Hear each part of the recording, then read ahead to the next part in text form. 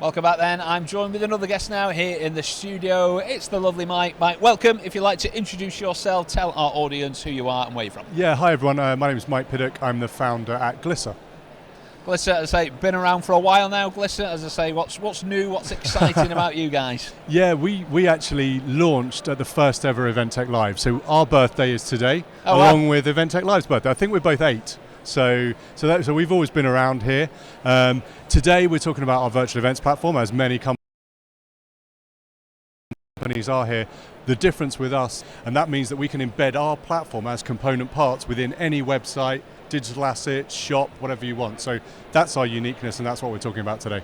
And not only is it your birthday, happy birthday, I believe you might have won an award last night. Our Event Tech Awards. Tell us what you won and how that was for you last night. Yeah, we won a gong last night. I think it was Best Platform for Audience Engagement.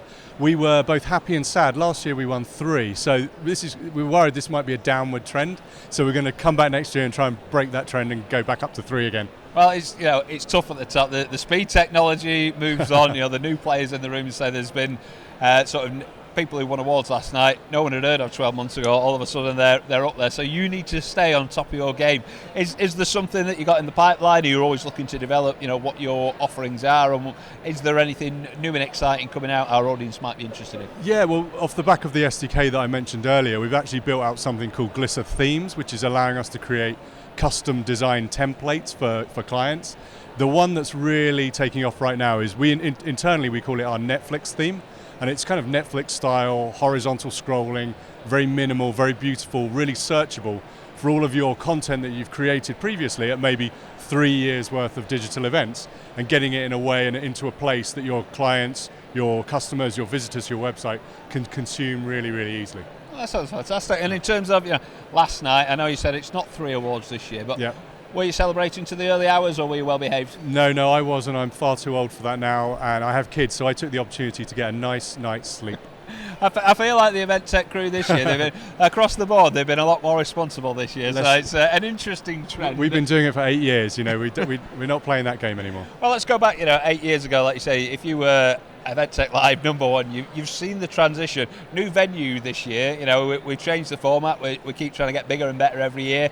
How do you think this year compares to previous years that you've been to? Yeah, well, obviously this is the first one at the Excel, and I think Adam and the team have done a great job. It doesn't feel like they're small and floating around within a massive venue. It feels like they filled the space well.